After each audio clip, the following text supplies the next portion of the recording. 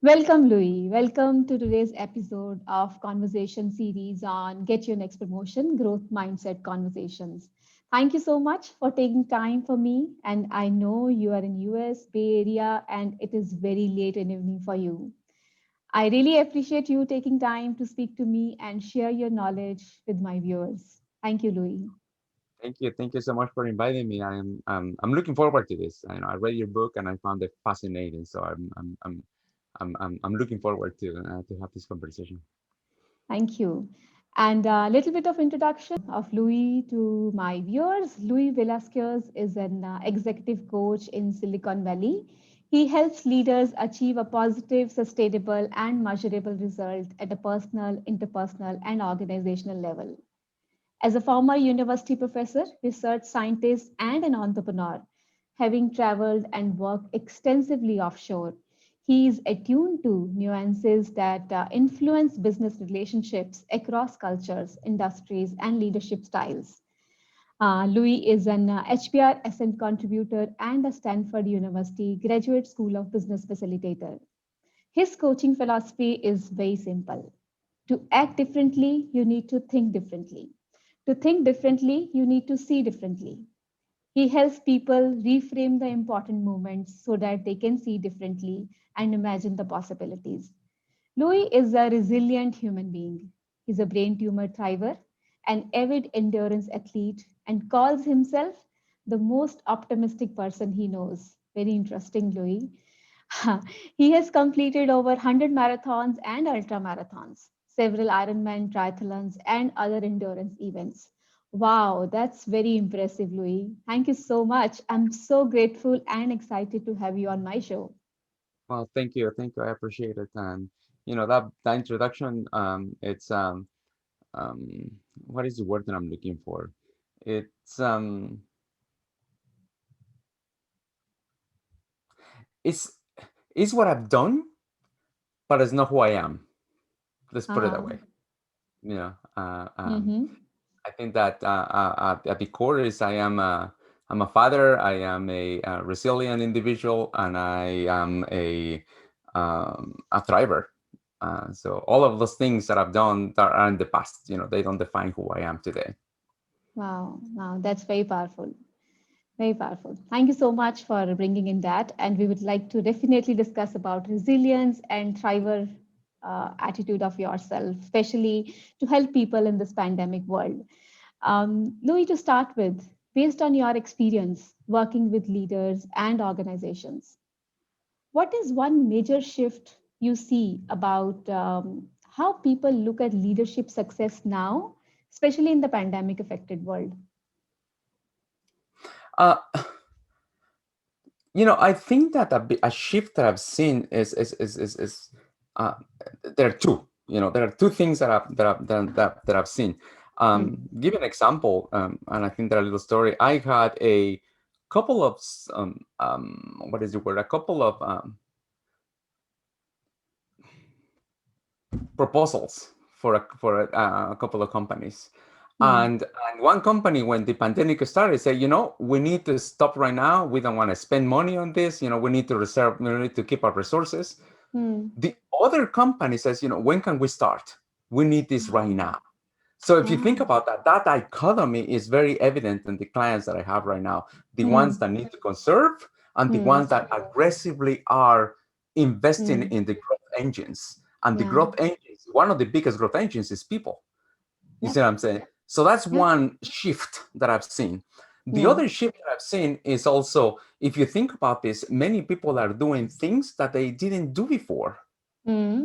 right? Hmm. So Hmm. again, from the perspective of what companies are facing and how leaders are responding, and what is the shift, is that I think that the shift is that the people are actually making in this world is the people that can learn faster, the people Hmm. that can change faster. Yeah. you know Yeah.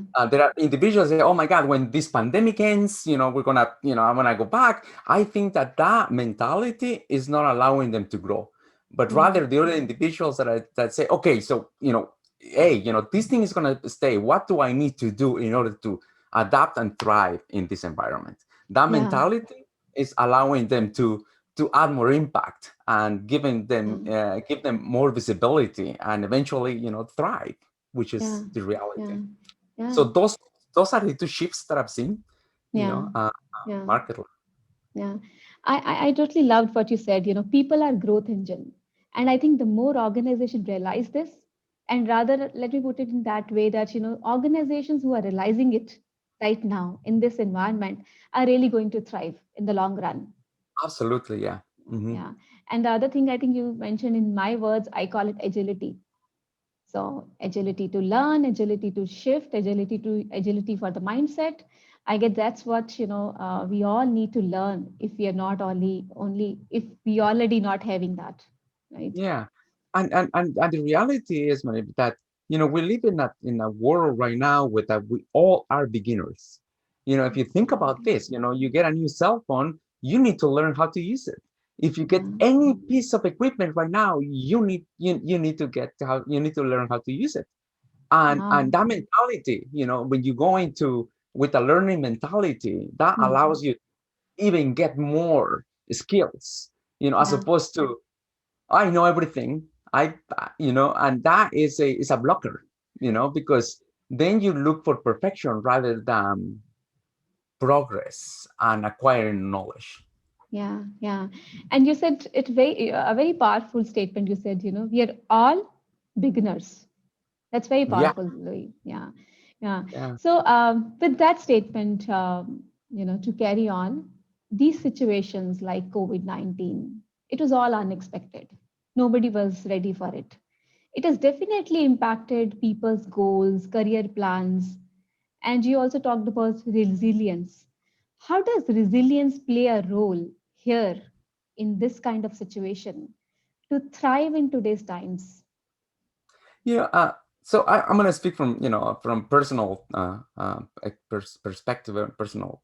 So my goal was to be a university professor at one point, and then I was diagnosed with a brain tumor. And I call that my personal COVID-19, let's put it that way, Ah, And yeah. then what do you do? And had to adapt. And the idea that you have to put on hold your dreams because of something that is external it is really a blocker for your growth. So in other Mm, words, it's like the only thing that I need to see, okay, how can I pivot? What is my ah, next step? yeah. But I think that the most important component is to have a what I call an aspirational goal. Where do you want to go like 10 years from now, 15 years from now? And Mm, having that aspirational goal, it doesn't matter what you're going to do tomorrow or the day after, or what is what another COVID-19 is coming. You just deal with that and going yeah, around it, but you keep your eyes on the goal, on the prize. You see what yeah, I'm saying? So yeah. so so so so yeah, it has impacted it, but it doesn't have to be a negative impact. Mm, Rather, it's okay. So how else can I do it? Perhaps people need to mm, perhaps yeah, people need to to acquire new skills, yeah, but your growth shouldn't stop because of yeah, COVID-19. yeah, yeah. Wow, that's very motivating, very encouraging. I loved what you said. Pivot, pivot, think new ideas. What can you do here? Yeah. There is a very very interesting story of what is the person who invented the light bulb. Help me out here. uh, Yeah. uh, Edison. Thomas Alva Edison. Yeah, yeah. you know so at one point, there was at one point, uh, he got a fire in his lab. And just like, I mean, the fire was destroying 100 years of many years of his work, like 30 years of his work. And he Hmm. came in, he saw it, and he was like, oh my gosh. And then he told his son, hey, go call your mother, because go call your mother and her friends, because they will never see a fire like this big, like this one again. you know and in his Yeah, mind was, we just need to pivot. I just need to, we're just burning a lot of clutter. yeah, How else can how else can can I pivot and yeah, change? yeah, So it's how yeah. you see things, Mhm, and mm. the Very opportunity. powerful. the Yeah, opportunities that bad situations bring. I don't think there are any bad situations. I think that those are opportunities to pivot and to learn. absolutely. Yeah, yeah. That's interesting. So we talked about resilient, and there are opportunities everywhere. And there is a lot of talk going on right now towards resilient leadership in the corporate world, in the organizational world. My question to you, Louis, is there is a talk, there is a buzz going on. Still, what stops people from being resilient? And how do they know actually, especially leaders in the organizations?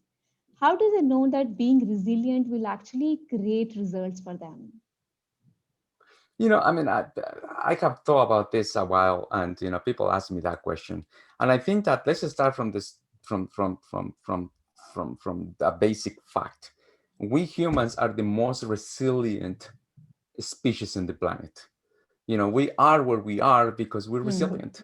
It's as simple as that. So we all have a level of resilience within us. The thing that we need to do is to unlock it. So the way I see things is that we all have the ability to take the first step. You see Hmm. what I'm saying? Whatever Yeah. your dream is, you always have the ability to the next step. Hmm. Now, sometimes, the smallest step is that matters, Hmm. because when you take a small step, you take a quick win, and then you get stronger, and you get yeah, your confidence grows, because you're celebrating the small wins. The biggest shift that I've seen with people that are resilient and non resilient is that that are not resilient, they want to make big goals, and they Yeah. want to, okay, I'm gonna be a CFO sometime, and that's the goal. When the reality is that to get there, the way you put it in your book, there are 4 stages of career development. you Yeah. know First, you contribute independently, then independently, then you through others, and finally, you contribute strategically. Yeah. So resilient individuals are the ones that take the time and the pacing to get where they want to go. Does Yeah. that make sense? Absolutely. Yeah, absolutely. And it really resonate with me as we were discussing, So my philosophy is also take set goals for sure, but take the next action. Align to your goals, but take the next action. Small actions Absolutely. at time. Yeah, yeah, yeah. And the way I see resilience is, it's I call it, there are 4 buckets of resilience. Mm-hmm. Number one is that you need to relationships, Mm-hmm. what I call social resilience. And I think that you have a chapter in your book about relationships. Yeah. There is another component of resilience. There is a physical resilience. I mean, Mm. you need to make sure that your body is to the task. And if you have a strong body and you have a good exercise constantly, it changes your biochemistry. Yeah. So Yeah. physical resilience. The other is the what I call the spiritual resilience. I Uh-huh. mean, if you think about that, it's about also uh, uh, uh, uh, being able to uh, differentiate between satisfaction and fulfillment. For instance, Yeah. satisfaction, sometimes, satisfaction is I want that car, and I'm satisfied until I get it. But once you get it, where do you go? And Yeah. fulfillment is, you can find fulfillment in these minimum, the smallest things. Yes. The other resilience that the other component of resilience is the what I call the the um, and I think that this is a component that many people don't realize how important it is the mental resilience. And Hmm. the way I see it is learning how to learn.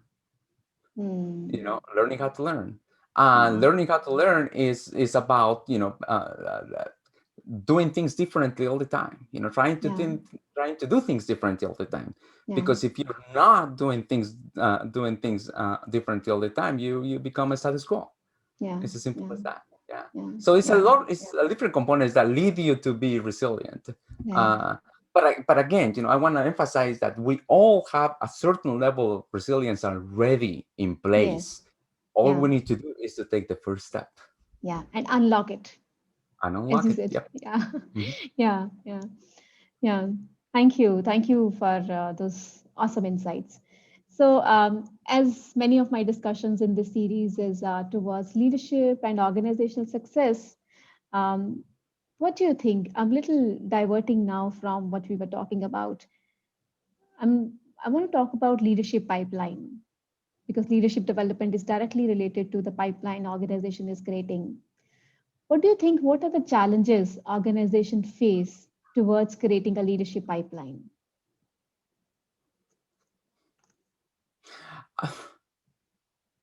I think that one of the biggest things that I've seen, and not only from the organizational perspective, but also from the individual perspective, Hmm. is that they want to promote and give leadership or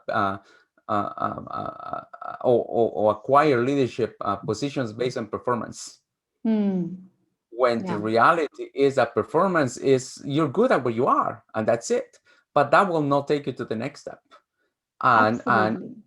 and I Yeah. think that the shift now and the organizations are doing and finally realizing is that to promote and to fill the pipeline, they need to measure potential.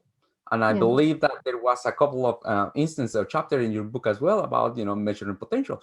And Yeah. one of the things that I learned over it, so I coach at Google, for instance, Hmm. and and and Google is one of those companies that the resume that you have might open the door for you. But once Hmm. you are in the interview, what you've done is relevant. What they measure is what you can do with what you have learned, is Yeah. measure your potential. So if you Wow. think about that, I mean, even when Yeah. people, even when to interview, they ask, well, tell me what you've done.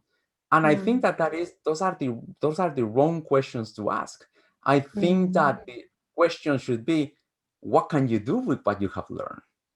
Wow. Wow. I'm sure my viewers are going to benefit from this question. Yeah. Yeah. Yeah. What can you do with what have you learned? And yesterday I was day before yesterday, I guess I was talking on a podcast actually, and I also kind of discussed that people still play by old rules. Result is directly proportional to the performance, but it's no more true now. As you said, it's much beyond the performance. Yep. Yep. Yep. Yeah, Yeah. yeah, Absolutely. yeah, yeah. So, continuing with this, because we talked about promotion, you talked about both the angles from organization standpoint and from people standpoint. So, this is your experience with working with executive leadership teams, executives from organizations. What else stop people from getting that next promotion to the leadership roles they have been wanting to go to? Yeah. This is very fresh in my mind because I had two clients right now that Okay. are doing that, and I think that the individuals that don't get promoted are the individuals that are expecting people to Hmm. promote them. Hmm. Tell me what I need to do to get promoted. That's the question they ask. What do I need to go to do to get promoted? As if they give their power like that, because Yeah. now what they want is a checklist, and they get Hmm. so disappointed when they complete the checklist and they don't get Hmm. promoted. Hmm. You see what Hmm. I'm saying? So I Yeah. think that that's one component. So and again, is if you are able to complete the checklist, you are a great performer, but nothing else. You see what I'm saying? So I think that one component that most people need to realize is that to get promoted, they need to exercise and show potential. Yes. And that Yes. is beyond performance. You see what I'm Yes. saying? And I believe that, the way you describe it, contributing dependently and then contributing independently. So if I want to promote it, how can I show that I can contribute independently? And if Huh? I get there, okay, so how can I contribute through others? What can I Yeah. do in order to do that? And that will get you promoted. You see what I'm Yes. saying? Absolutely. Absolutely. I totally resonate with it. And it's about how people experience your potential. It's not Absolutely. about how people experience your performance. Yep. Yep. There's a Yep. Yep. difference, Yeah. right? Yeah. Yeah. And so in this particular one of the clients, when I met with him, and he said, and I asked him, so what do you want? And he said, I want to get promoted. Ah, And then I said, okay, so let's do that. And then, we start talking, and then he gave me a list of the things that the ah, manager told him that he yeah, needed to promote. yeah, When I talked to the manager, and then, she complained, and she said, you know what? I mean, he is always asking me, what do I need to do to get promoted? And that mm, is the wrong question to ask to me, mm, and I keep looking for other things that he needs to do. But actually, what I'm doing is looking for ways for not promote him because he's not ready yet. yeah, yeah, Of course, I didn't tell that to him. So when I came back and when we started talking, I said, you need to show your potential. What can you do?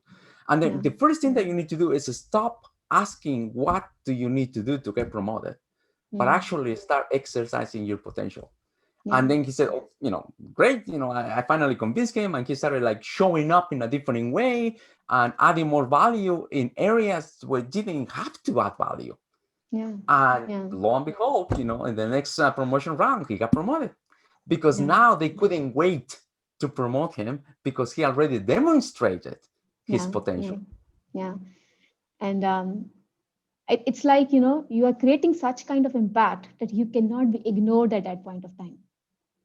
Yeah, yeah. Yeah, yeah, And the way I told him is like, you have to be so good that it will be impossible to ignore you.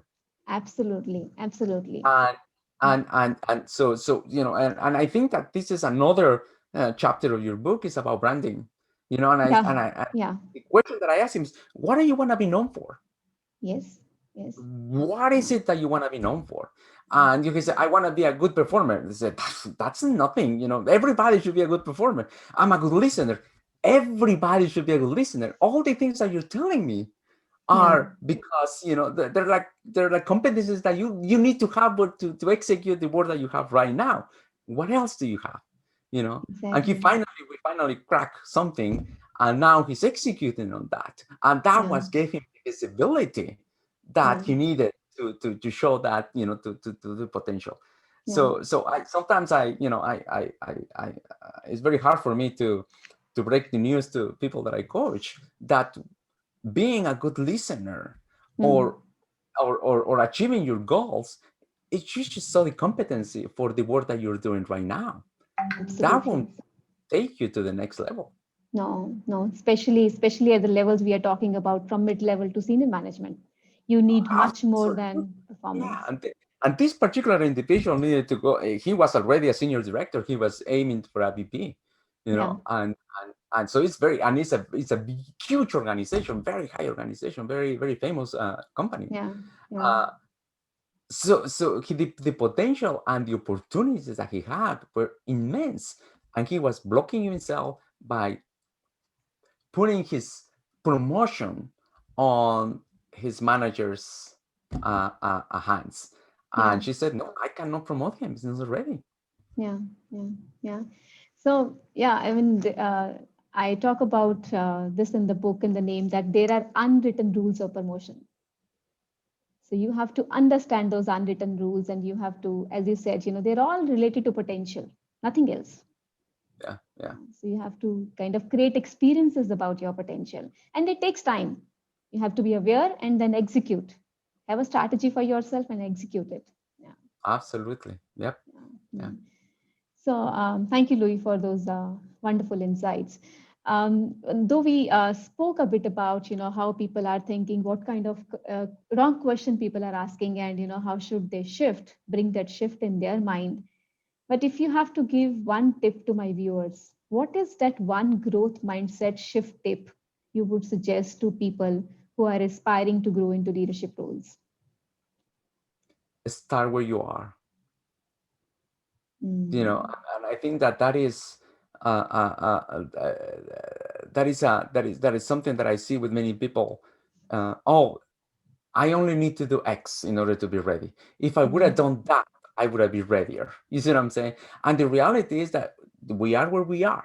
So we need to embrace where we are. mm, With all the regrets and all the challenges that you have, this is where you are. And that's the right place for you to be right now. mm. So from there, okay, so what can I do now? But before you can go, what can I do now is what is your aspirational goal? Where Yeah, do you want to get there? Because I yeah, think that the most important part that that I've seen is that we have to have an aspirational goal, a moonshot goal. I want to rule the world. That's an aspirational goal. It would be impossible. But if you work for that aspirational goal, Mm. you might never get there, but you probably will get very close to it in your own way. You see what I'm Yeah. saying? Yes. So that's one component. So having aspirational goal is key, and then Yeah. execute on the next step. Mm. So the way I explained it is, I am sure that, like Mike Zuckerberg wasn't thinking that he was going to, build Facebook the way it is now. Mm. When he did it, he said, I just want to connect the people in the university, Yeah. you know. And Yeah. when the Google guys, created Google, they only wanted to organize the information of the Stanford University Library. They weren't Yeah. thinking big. And I think that many people, the biggest issue is that they want to see big and they want to aim big. They're not ready. Yeah. It's one step at a time. Yeah. Yeah. One step at a time, and but keep inside your aspirational goals. In that. Absolutely. Yeah. Yeah. So the mindset to me, is, hey, start where you are. That's, Mm. I mean, that's where you are. Yeah. And then, as component of that, there are a couple other mindsets. One is the Mm. growth mindset. Is absolutely, it doesn't matter how powerful, how great you are. Everybody has the ability to get better. Yeah. Yeah. As simple as that. Cool. Hmm. Yeah. It's simple, but people still miss on. It looks complicated to them. I hope people get it, and they actually execute it. So that's Yeah. what will get the results. And I So think that yeah. one component of that is that, the way we are now is that we Mm. are getting used to what I call, the uh, getting fast rewards. you Mm. know Yeah. Everybody wants to, like, get promoted within a year. Everybody wants to Absolutely. build a company and sell it and retire by the time they're 25 Yeah. or 30. You see what I'm saying? and and, Yes. and we're being conditioned to that. We're being Yeah. conditioned to that. And it can be done to many, but for the majority of us it can't. You see what I'm Mm. saying? So I Yes. think that it's just the journey is much, much more important than the destination. Because if you're Absolutely. focusing on destination, many of us get disappointed. So Yeah. I think that the journey should be, I'm getting better. I'm getting better. Let me give you Yeah. an example. I Yeah. was coaching a CEO one time, and then he was the thing that he was. The feedback that he was getting is that he was a micromanager, that he wasn't respecting his people, and a bunch of stuff. And he was very hard to work with. And after a while, it was hard for him to take that feedback from me and from his direct reports and for people that work for him. Mm-hmm. But then he said, I want to be the manager that everybody wants to have. Okay. And everything that he started doing was through that. You see what I'm saying? It's like, Mm. I want to be the manager that everybody wants to have. So Yeah. if you translate that to people that are looking for, promotion, I want to be the best manager that everyone wants to have. Yeah. Or I want to be the problem solver of this particular company. I'm gonna work on something so hard that Yeah. that's my goal, and Yeah. that will give them the promotion. That will give me Yeah. the visibility. Yeah. Uh, Absolutely. so, Yeah. Yeah. Yeah.